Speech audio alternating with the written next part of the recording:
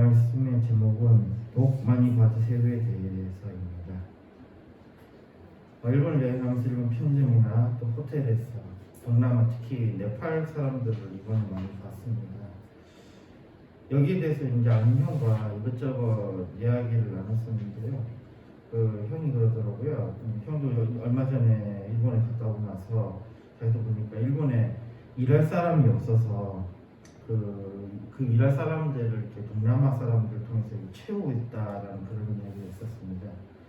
지금 보니까 일본이 뭐 고령화가 굉장히 심하고 일할 사람도 없고 또 한동안은 너무 또 경제가 호황이어가지고 일자리는 넘쳐나는데 그 일자리에 들어갈 인원들이 없어서 그걸로 많이 고심을 했다고 합니다. 그리고 뭐 출산에 대해서 많이 장려를 했지만 출산은 어차피 이제는 안 될 것 같고 그러다가 이제 결정한 것이 동남아를 비롯한 다른 나라로부터 이민자들을 받는 것에 대해서 좀 고민하고 있고 그 결과로서 이번에 갔더니 정말로 많은 이민자들을 눈에 쉽게 볼 수 있었습니다. 이전에 제가 또 일본에 갔었을 때는 그 선진화된 자동화의 모습에서 다시 사람들이 그 자리를 차지하는 모습을 보았었습니다.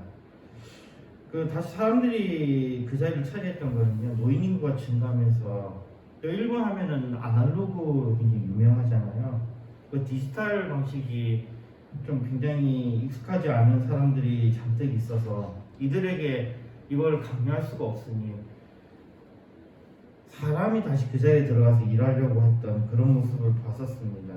근데 이번에는 그게 그런 분위기가 아니었어요. 뭐 심지어 이런 일도 있었습니다.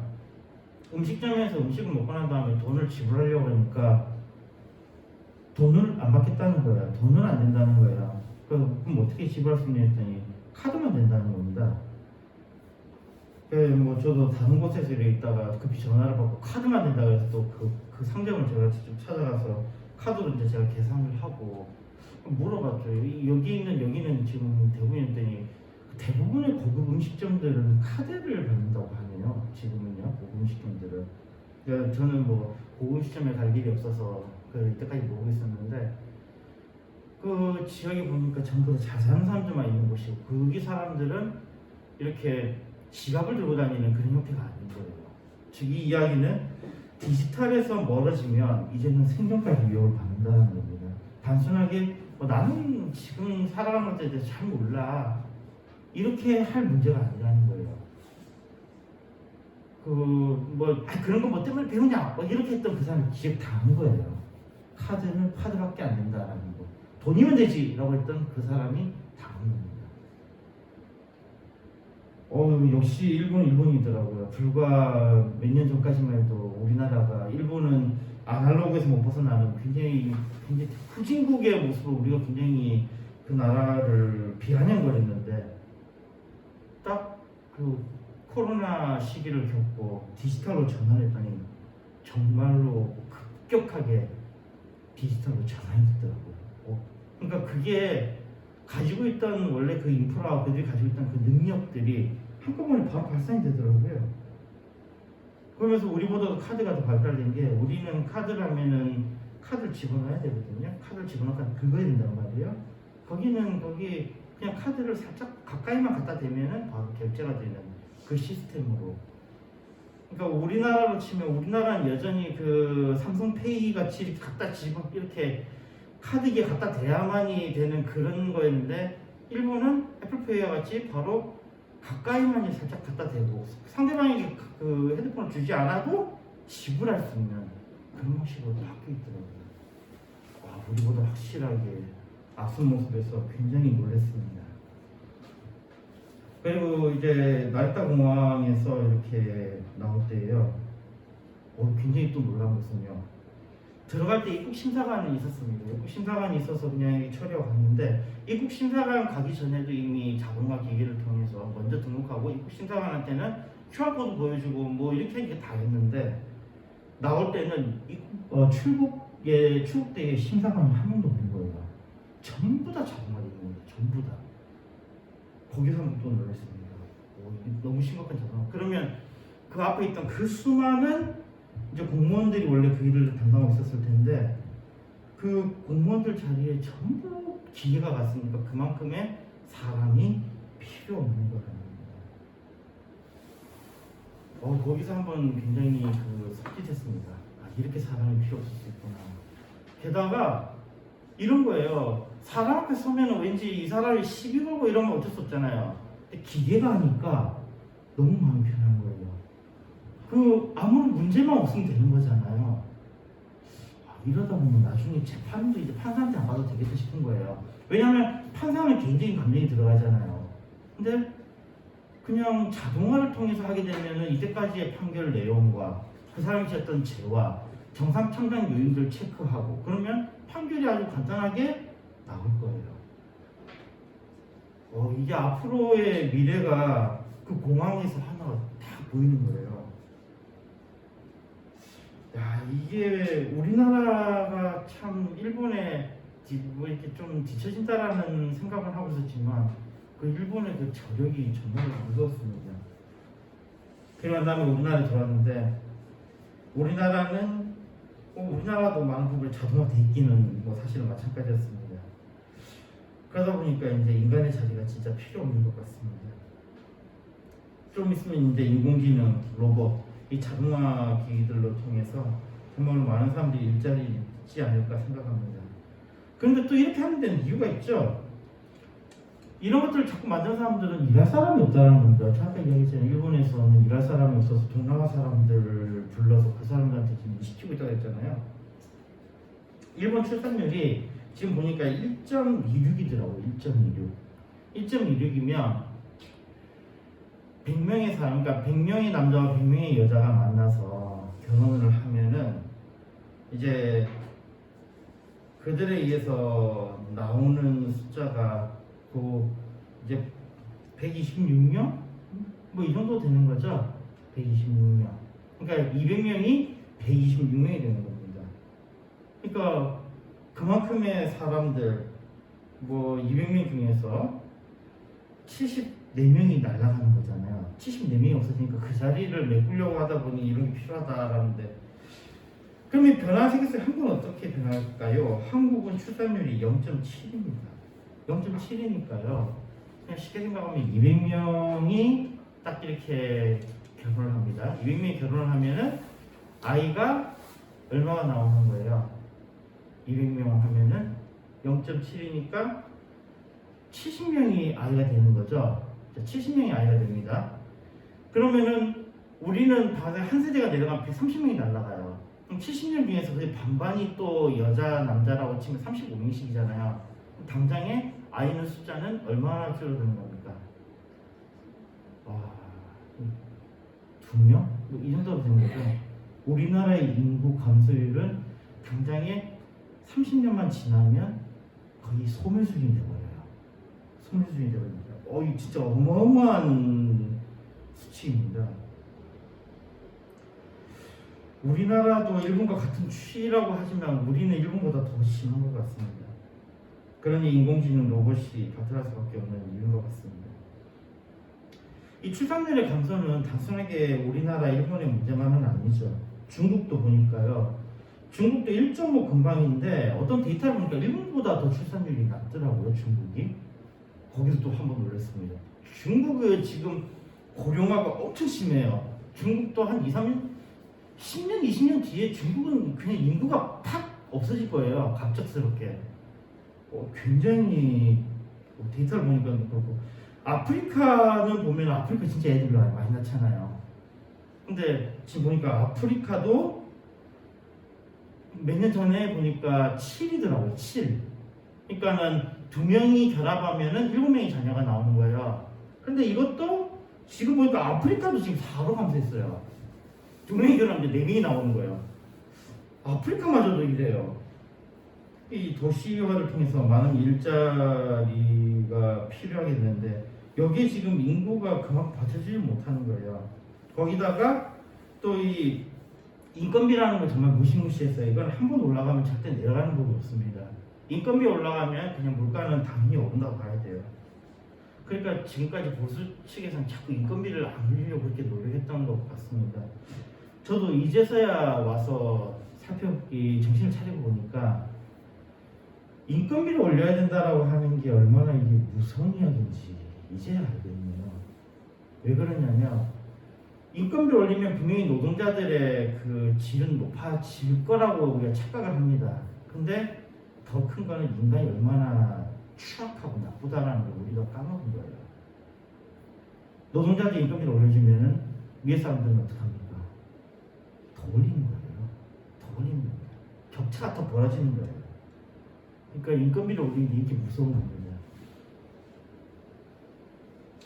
어떤 것이 나오면 새로운 일자리가 생긴다고 합니다. 지금 AI가 지금 가장 큰 화두인데요. AI가 나오면 AI에 따른 새로운 일자리가 나와야 된다, 나올 거다라고 이야기를 합니다. 그러면서 이야기하는 게 옛날에 마차가 열심히 다닐 때에 이 마차가 사라지고 자동차 하나씩 들어오기 시작하면서 실제적으로 마부는 그 직업을 잃어버리잖아요. 마차를 정비하는 사람도 그 직업을 잃어버리잖아요. 대신에 자동차를 이용해서 얼마나 많은 직업이 생겼습니까?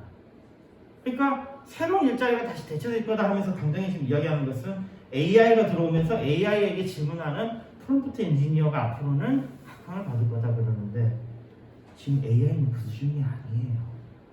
AI는 진짜로 사람들의 직업을 날려버립니다. 정말로 날려버려요. 이게 어느 정도 수준이냐면요. 불과 2년 전, 3년 전만 해도요. 개발자들이 최고로 치는 회사가 몇 개 있었는데요. 그 중에 하나가 구글이죠. 또 그 중에 하나가 MS고요. 그 중에 하나가 아마존이고 페이스북이 있습니다. 그런데 구글이 작년에 12,000명을 해고했다고 하더라고요. 구글이요. 12,000명을 해고했다고 그러는데 이번에 보니까 3만 명 정도를 해고를 한다고 합니다. 개발자들 꿈의 직장이에요. 구글이 3만 명을 해고한대요. MS도 비슷한 규모로 해고를 한답니다. 아마존도 역시 마찬가지, 페이스북도 마찬가지. 10,000명 이상씩을 해고를 한답니다. 근데 웃긴 건요. 이 사람들이 열심히 AI를 만들었던 사람들이에요. 그 사람들이 해고를 당하는 겁니다. AI를 만들었던 그 사람들. 하자성어에 토사구팽이라는 말이 있습니다. 토끼 토자에 죽을 사자에 그 다음에 개구자에 그 다음에 끓일 팽자죠. 이게 보니까 토끼가 죽고 난 다음에 개를 어떻게 하는 거예요? 개를 끓여 먹어버린다는 거죠. 토사구팽. 그 토끼를 잡기 위해서 사냥개를 썼는데 이제 토끼는 잡았으니까 토끼 죽고 난 다음에 어떻게 하는 거예요? 개도 마저 먹어버리는 거예요. 딱 지금 이 개발자들이 딱 토사구팽을 당하는 거예요. 개발자들이. 사람들이 잘 몰랐던 거예요. 가장 큰 문제는 기업의 욕심이거든요. 그리고 아까도 이야기했듯이 부익부 빈익빈 이 이유는 정말 간단합니다. 자, 왜 가면 갈수록 부자인 사람은 부자가 되고 가난한 사람은 더 가난해질까요? 그 이유는 임금 상승이 있습니다. 왜 그러냐면요. 자, 이런 거예요. 기업이 운영해서 돈을 벌잖아요. 돈을 벌어요. 돈을 벌면은 그게 또 노동자들에게 돌아가서 노동자들이 그 돈을 가지고 또 돈을 써야지 기업이 또 다시 회생이 되잖아요. 근데 이 기업을 제재를 안 해버리면 어떤 현상이 생기냐면요. 기업은 그 돈을 안 쓰고 가지고 있는 거예요. 그럼 돈이 없잖아요. 그러면 국가는 어떻게 해야 돼요? 돈을 더 푸는 거예요. 돈을 더 푸는 겁니다. 돈을 더 푸는 게 그게 우리가 소위 말하는 경제 성장이라는 겁니다. 경제 성장이 왜 자꾸 퍼센트가 자꾸 올라가냐면요. 그만큼 돈을 더 풀었다는 이야기예요. 자, 그러면 사람들 그 돈을 받았어요. 그 기업이 안 주니까 국가가 주는 돈을 받은 거예요. 국가가 이래로 보조금을 푼 걸 받은 거예요. 받아가지고 그걸 써요. 그게 우리 제일 심하게 일어났던 게 코로나 때 그랬죠. 그랬더니 엄청나게 물가가 오른 겁니다. 근데 우리 그렇지 않더라도 우리가 이때까지 해왔던 경제 방법은 그런 거였어요. 그러면 사람들 열심히 돈을 받아서 쓰겠죠. 그러면은 기업은 어떻게 씁니까? 그 돈을 받아서 더 부자가 되겠죠. 사람들 또 돈이 없죠. 그럼 국가 또 어떻게 해요? 또 돈을 풀어요. 이게 바로 부익부 빈익빈을 만드는 시스템이에요. 그렇게 될 수밖에 없습니다. 즉 기업이 돈을 다시, 그러니까 그 돈을 버는 사람이 돈을 다시 꺼내지 않는 이상은 이건 계속해서 악순환이 된다는 겁니다. 그리고 이 격차는 계속해서 더 커져요. 창세기 6장 5절에 이렇게 말씀합니다. 여호와께서 사람의 죄악이 세상에 관영한가 그 마음의 생각의 모든 계획이 항상 악할 뿐임을 보시고. 인간의 계획은 이렇습니다. 항상 악해요. 인간이 생각하는 것은. 우리가 인간이 생각하는 것에 대해서 계속해서 딴지를 걸어야 되는 이유가 바로 이겁니다. 인간은 모든 게 다 악해요. 인간의 계획을 믿으면 안 됩니다. 온갖 좋은 이야기는 결국은 인간을 속이는 것입니다. 거기다가 이 AI가 가능해진 것도 이것 때문이죠. 정말 많은 사람들이 자신의 정보가 막 나가는 것에 대해서 두려워하지 않는데요. 내가 원하지 않아도 빅데이터로 나의 정보를 가져가는 거예요. 하다못해 아무 생각 없이 쓰고 있는 검색이라든지 안드로이드 폰 쓰고 있는 사람들 전부 다 자기 신상을 전부 다 서버에 다 올리죠. 자기가 지금 뭐 했는지에 대해서도 사진 찍어서 올리죠. 이 모든 것들이 데이터가 되면서 이제 사람들을 분석할 수 있고 사람들의 성향을 분석할 수 있고 그러면 그 일을 하던 사람들의 직업이 날아가는 겁니다. 사람들이 그래도 그냥 내 데이터 뭐 끝까지 뭐 다른 사람들 다 알고 있는 거 뭐가 중요하다고. 바로 그 데이터가 당신의 직업을 없애고 당신을 빈곤하게 만들 겁니다. 아무 생각 없이 자신의 정보를 주는 것이 바로 그런 것을 만드는 거죠. AI로 인해서 많은 사람들이 직업을 잃고 있고 또 앞으로 더 많은 사람들이 직업을 잃을 것입니다.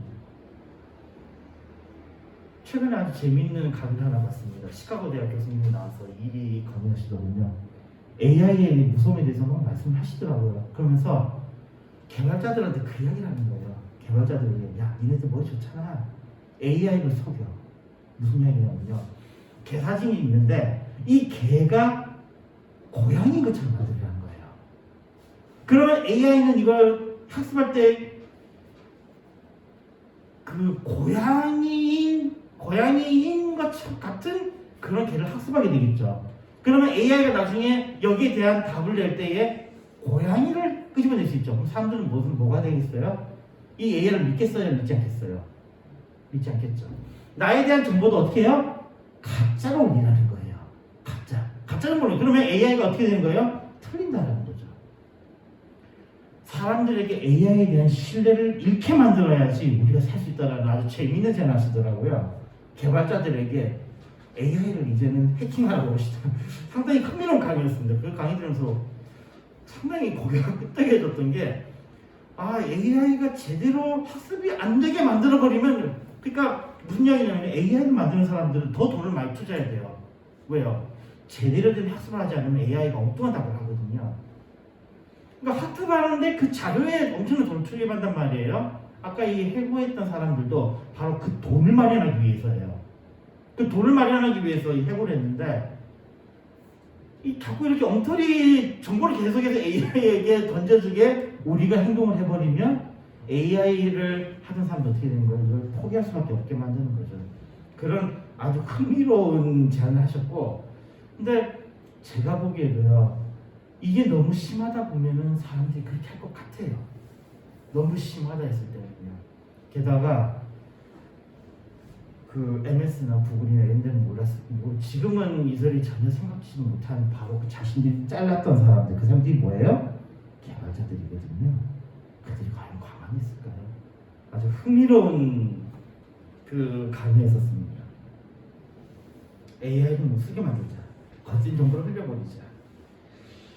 어쨌든 간에 인간에게 여유 있는 삶, 편리한 삶, 우리에게 밝은 미래를 이야기하지만 돈 없는 인간이 어떻게 밝은 미래를 꿈꾸겠습니까? 겉으로 좋게 보이게만 하지만 항상 양면성을 지니고 있고 심지어 좋게 보이는 것이 최악일 수도 있습니다.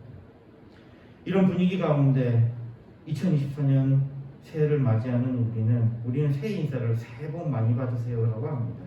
근데 어떤 사람이 여기에 대해서 그러더군요. 이 새해 복 많이 받으세요라는 말을 딱 들으니까 왠지 조롱받는다는 느낌이 든다는 거예요. 세상에 공짜 점심 없는데 새해 복 많이 받으라는 거는 진정성이 없다 이런 이야기를 하는 겁니다.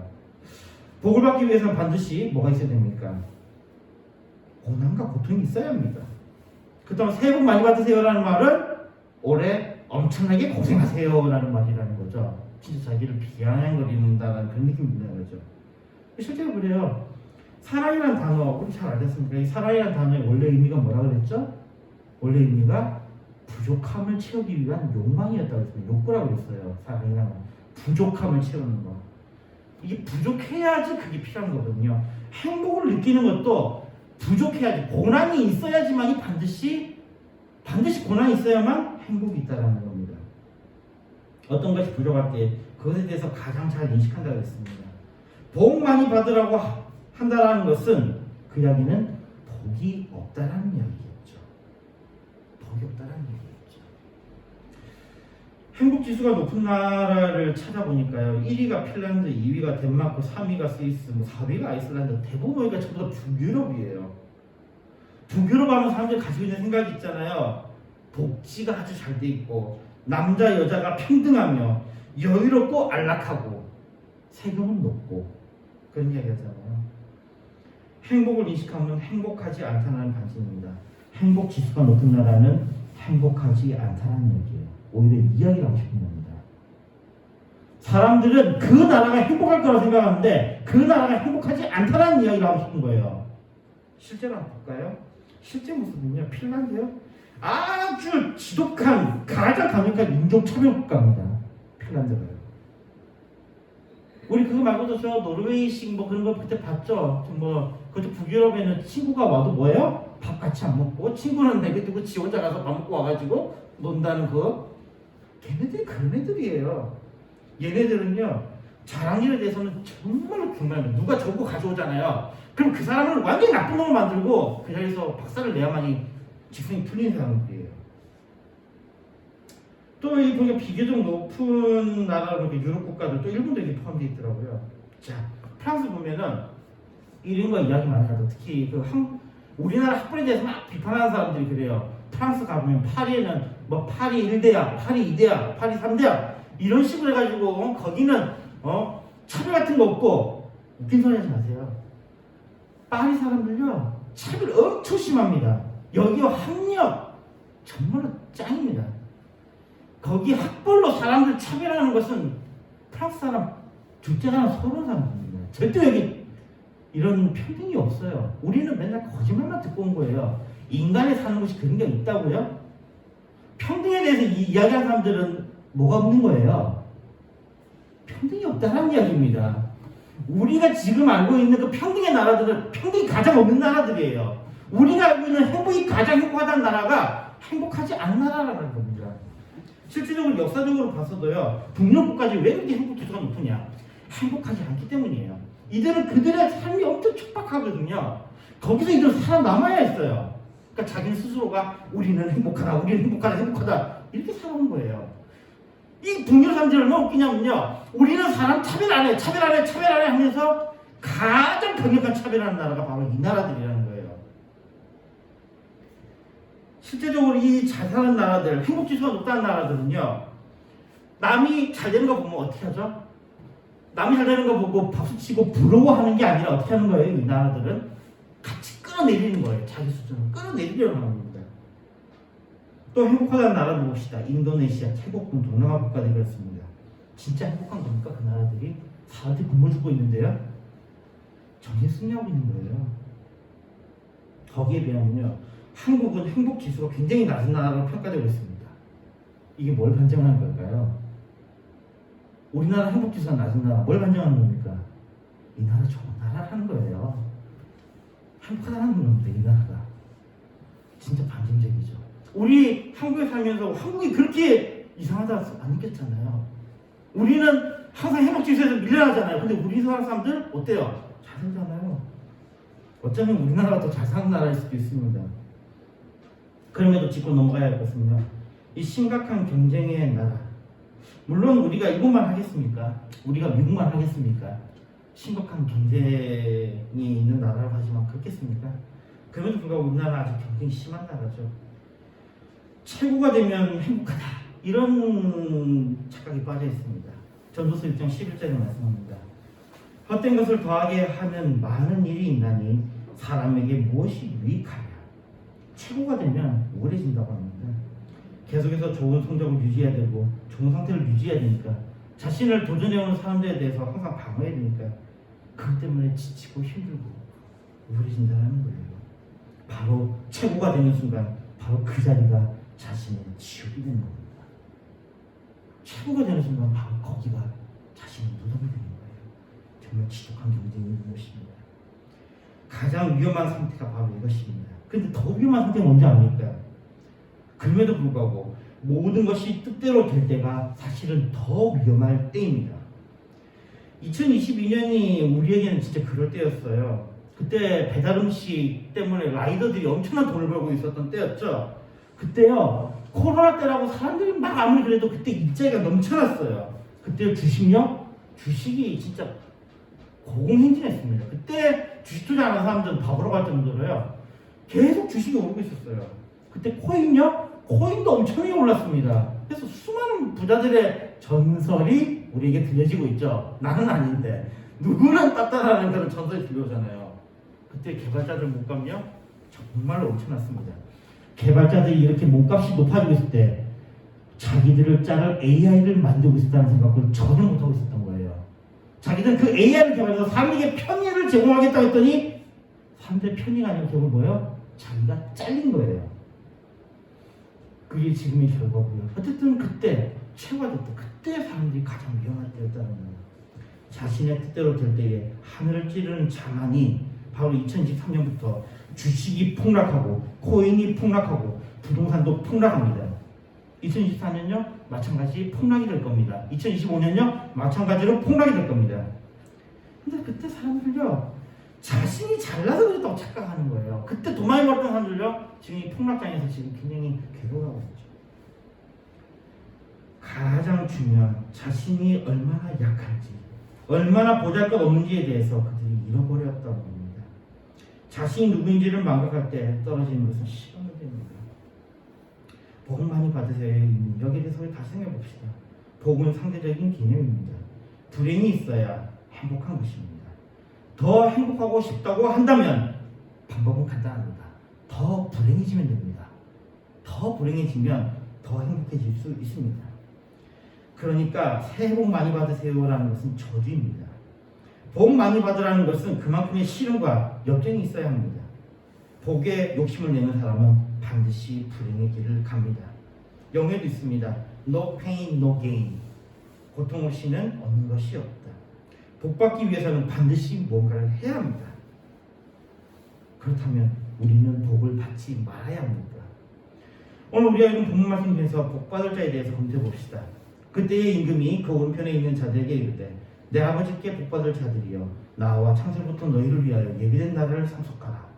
복받을 자들은 어떤 사람들입니까? 마태복음 25장 35절 36절에 그 이야기가 있죠. 내가 죽을 때에 너희가 먹을 것을 주었고 목마를 때에 마시게 하였고 나그네 되었을 때에 영접하였고 벗었을 때에 옷을 입혔고 병들었을 때에 돌아보았고 옥에 갇혔을 때에 와서 보았느니라. 이 말씀에 임금에게 그렇게 대한 적이 없었는데 하면서 사람들이 갸우뚱거리는 거예요. 나 그런 적이 없는데 내가 왜 복을 받을 사람이지? 37절 39절을 말씀합니다. 이에 의인이 대답하여 이르되 주여 우리가 어느 때에 주의 주신 것을 보고 공개하였으며 목마르신 것을 보고 마시게 하였나이까. 어느 때에 나그네 되신 것을 보고 영접하였으며 벗으신 것을 보고 옷 입혔나이까. 어느 때에 병드신 것이나 옥에 갇히신 것을 보고 가서 배웠나이까 하겠습니다. 여기에 대해서 임금은 대답합니다. 40절입니다.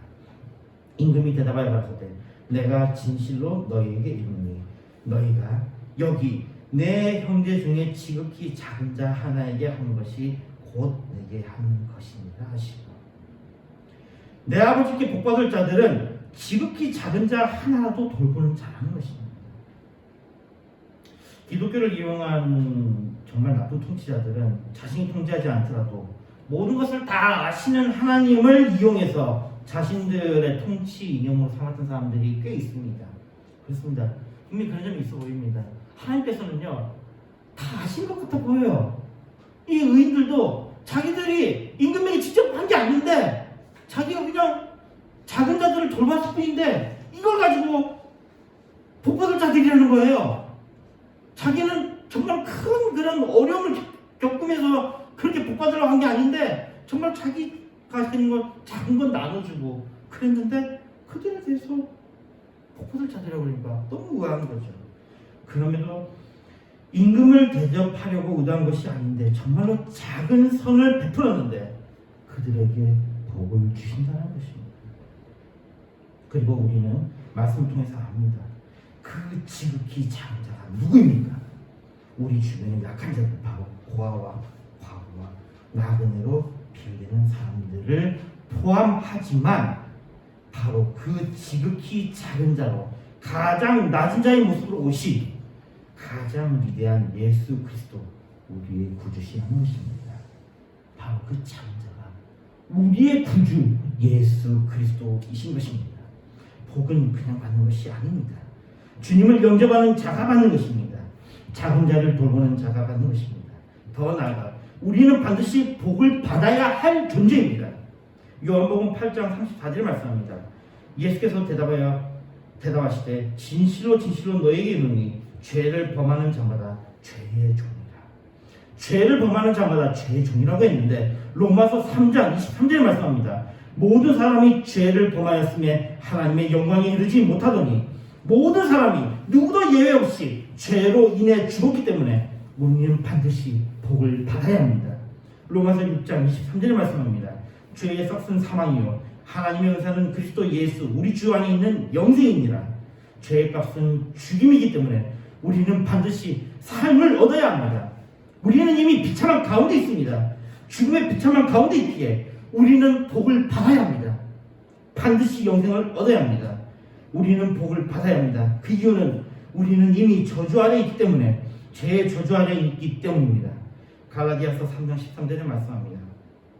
그리스도께서 우리를 위하여 저주를 받은 바 되사 율법의 저주에서 우리를 속량하셨으니 기록된 바 나무에 달린 자마다 저주 아래 있는 자가 하였습니다. 주님은 우리의 구원자이십니다. 우리를 복주시는 분이십니다. 주님이 우리를 대신해서 저주를 받으시고 우리를 속량하셨습니다. 우리에게 새해 복 많이 받으세요는 바로 주님의 은혜 아래 우리가 들어가는 것, 주님을 믿는 것, 즉 주님의 사랑에 초대받는 것이며 또한 그 주님의 사랑에 초대하는 것입니다. 로마서 6장 14절에 말씀합니다. 죄가 너희를 주관치 못하리니 이는 너희가 법 아래 있지 아니하고 은혜 아래 있음이니라. 말씀 듣겠습니다. 어떻게 보면 복 많이 받으세요라는 말은 더 많은 고난을 받으세요라는 말과 같은 말입니다. 세상에서 우리가 이것을 우리의 욕심을 위해서 말한다면 이것은 저주일 것입니다. 우리의 욕심은 반드시 우리를 고난으로 이끌 것입니다. 고난 없이 어떻게 얻는 것이 있겠습니까? 더 복을 받기를 원한다면 그것에 맞는 대가를 반드시 치러야 할 것입니다. 정말로 더 많은 복을 받기를 바라십니까? 더 많은 복을 받기를 원한다면 더 큰 고난을 각오해야 할 것입니다. 야고보서 1장 15절에 말씀합니다. 욕심이 잉태한즉 죄를 낳고 죄가 장성한즉 사망을 낳는다. 욕심은 우리를 가장 비참한 상태로 이끌 것입니다. 새해를 맞이하여 욕심에 근거한 복을 바라는 것이 아니라 우리 안에서 참된 복을 얻는 우리가 되었으면 합니다. 우리는 이미 고난 가운데 있으며 우리는 이미 죄 가운데 있고 우리는 이미 죽음 가운데 있습니다. 이런 우리는 반드시 복을 받아야 합니다. 이런 우리에게 반드시 구원자가 필요합니다. 이런 우리에게 소망은 우리가 주님을 믿으면 산다는 것입니다. 우리가 주님을 믿으면 복을 받는다는 것입니다. 주님의 풍성하신 은혜를 받는 우리가 되기를 바랍니다. 요한복음 1장 16절에 말씀합니다. 우리가 다 그의 충만한 데서 받으니 은혜 위에 은혜로라. 아울러 우리가 받은 복은 우리가 복받은 자임은 우리의 작은 자들을 영접하는 우리가 되기를 바랍니다. 2024년 새해를 맞이하며 많은 계획들이 있을 것입니다. 이 계획들이 단순히 나의 욕심으로 인해 계획되지 않기를 바랍니다. 그러나 우리에게 또 다른 소망은 우리가 계획할지라도 우리의 걸음은 하나님께서 인도하신다는 것입니다. 주님과 함께 동행하며 주님이 주시는 참된 평화를 위해 참된 복을 받는 우리가 되기를 소망합니다. 잠언 16장 9절에 말씀합니다. 사람이 마음으로 자기 길을 계획할지라도 그 걸음을 인도하는 자는 여호와시니라. 아멘. 알겠습니다. 하나님 감사합니다. 우리가 정말로 복이 필요한 분이며 우리가 또한 복받는 자가 되게 해 주시옵소서. 예수님 기도했습니다. 아멘.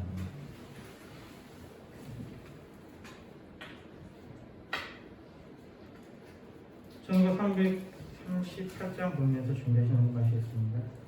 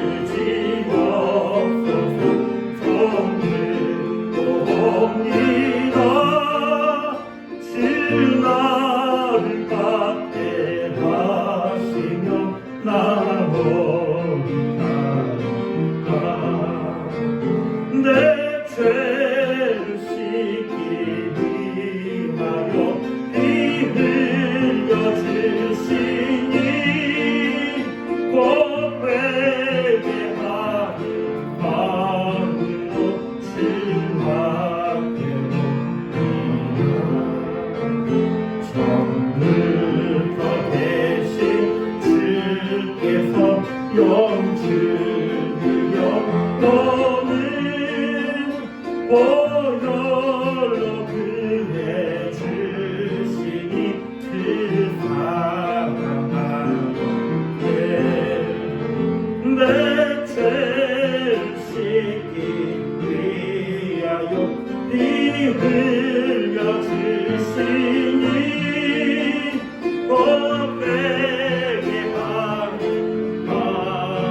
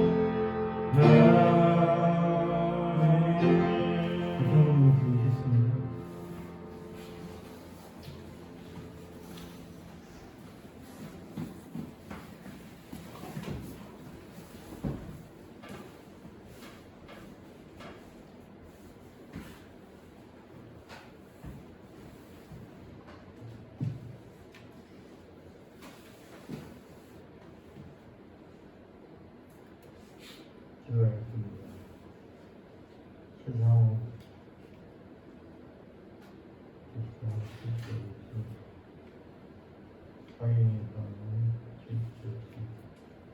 설 명절 잘 보낼 수 있게 해주시니 감사드립니다. 감사는 생각했습니다. 감사는 체험이었습니다.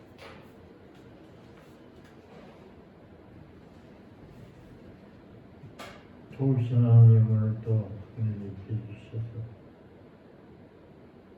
하나님이 주신 복을 받기에 부족한 영혼들을 되도록 말씀 중심으로 살아가는 저들 되게 주여 은혜 입혀 주옵소서. 정말 복된 손길이 될 수 있도록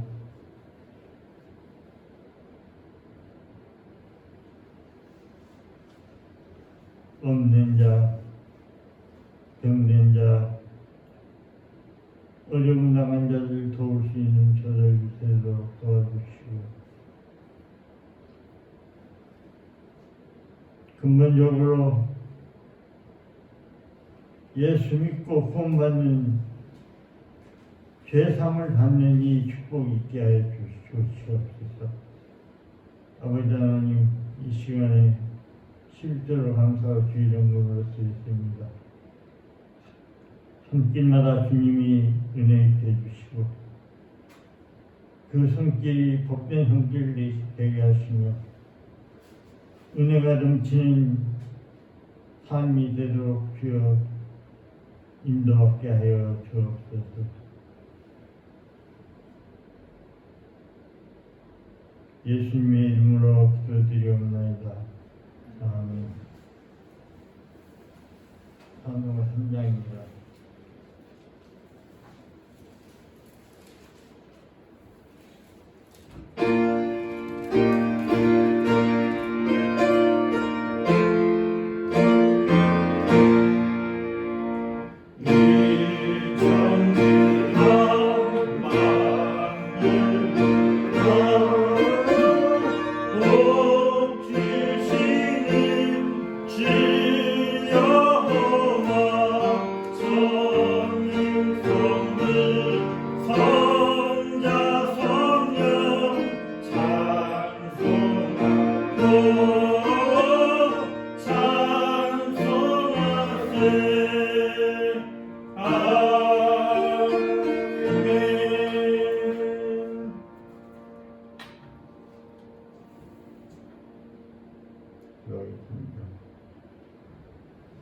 우리 구주 예수 그리스도의 은혜와